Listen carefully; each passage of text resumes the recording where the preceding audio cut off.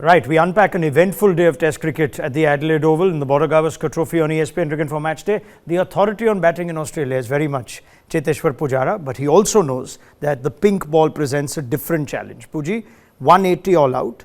For a period, we thought that India was stabilising, looking good, and wickets just suddenly kept falling in clusters. How would you sum up the overall batting effort first? I think we could have been a little better. I genuinely feel that we should have got somewhere close to 250, 275. On that pitch, it looked really nice.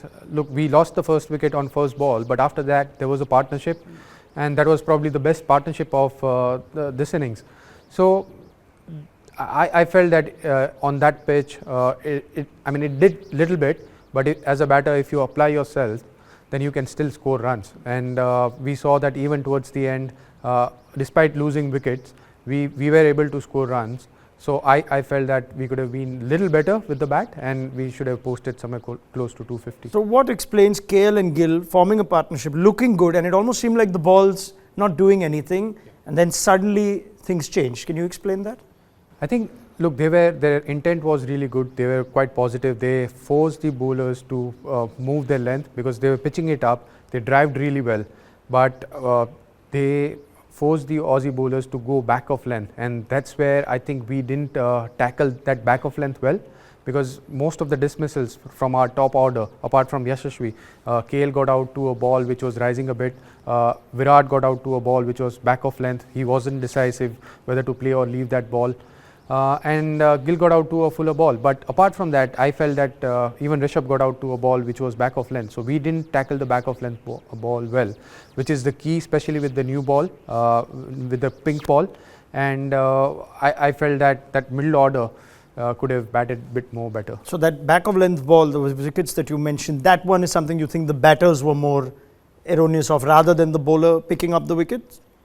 I thought the error was from the batter side, because in Australia you don't try and get on top of the ball when you know that pink ball has a bit more extra bounce. It hurries you as a batter.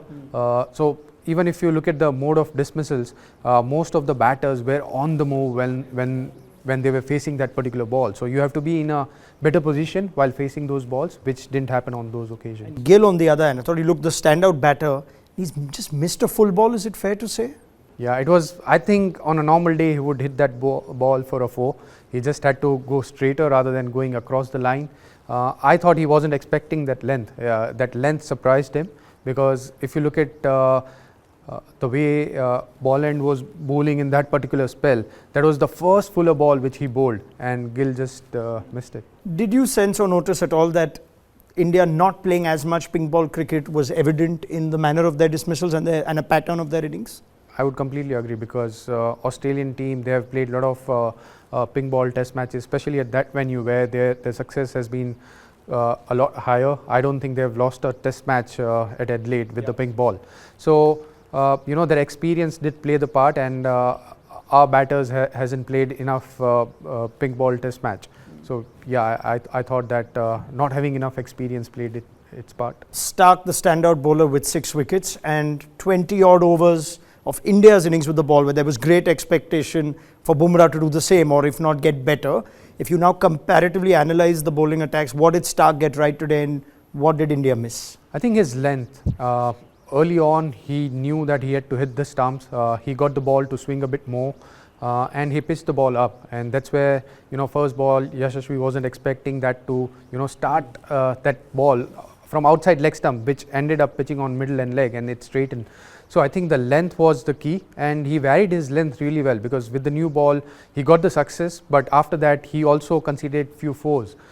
So he realized that he had to change that length, and he did that when the way KL got out and the way Virat got out.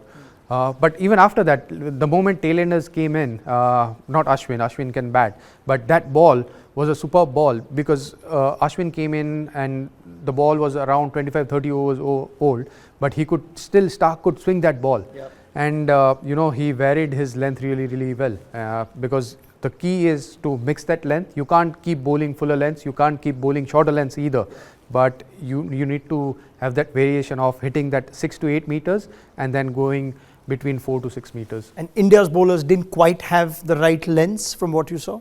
I think so. We stuck to our lengths from the first game, and which which is not ideal length on this particular pitch, where if you keep hitting between 6 to 8 meters length, the balls are not hitting the stumps.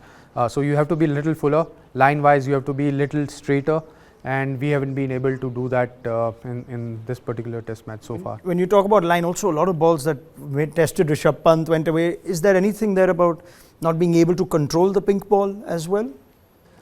Yeah, I would say so, because the bowlers also don't have enough experience of bowling with the pink ball, and that's where I think sometimes you have to control the ball. It swung a bit more. The lines have started on middle and leg, which should be off stump and fourth stump, and you want most of the balls to finish on off stump, top of off, which we haven't been able to do that. Right, last couple of questions. India's fans would say 150 in the last game was 50 more, and we can make something out of 180. Nitish, Reddy played well to get India there. But is this different now? Do you sense there are still plenty of runs to be had here and India will have their work cut out on day 2? Yes, I think so, because if you look at the first test match, both the innings, India got 3 or 4 wickets in first 15 overs. As if you compare it to this particular test match, they have just lost 1 wicket in first 15 overs, which allows the middle order to come in, settle down, and the bowlers will get tired. Bumrah will have to bowl more number of overs. Even in the first test match, we saw that we had to work hard to pick wickets in the second innings. But here, I think it could be a long day if we don't pick up enough wickets, in the first session on day 2. Just wrapping up the wickets, we've covered almost everyone. But Rohit, in a different role or back to a role that he started with, middle order, did he just get a ball that was too good? I thought it was a proper ball, where you can't, he looked good, he was in a good position. That ball, after pitching it, nipped back in a long way. So I don't think there was any fault. He could have, he got a good ball. He just has to accept that it was a good ball.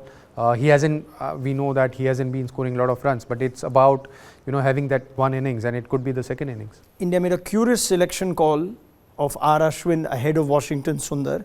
Now with them having a lot of work to do to try and stay in this test, do you sense, how do you look at that call, and will Ashwin have a role to play as early as day 2? Well, he will have to play his part as a bowler, but I also feel that the message was in the first test match, they wanted a batter who can bowl a bit, and Washington is a better batter. He's a left-hander, that's where even Aussies struggle to bowl. So if India loses this test match, what would be the strategy? But I still feel there is a lot of time in the game. So if Ashwin bowls well, if he picks up few important wickets, then probably it can be a right call, but otherwise I think India needs to strengthen their batting lineup. Right, so it's advantage Australia very much at the end of day 1. Cheteshwar Pujara, thank you so much. We'll continue to get Puji's thoughts as this test match goes on ESPN Cricinfo Match Day.